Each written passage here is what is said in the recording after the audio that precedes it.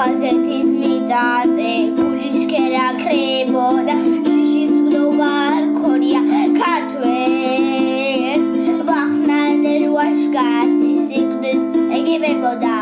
უკან არ დაუხევია არც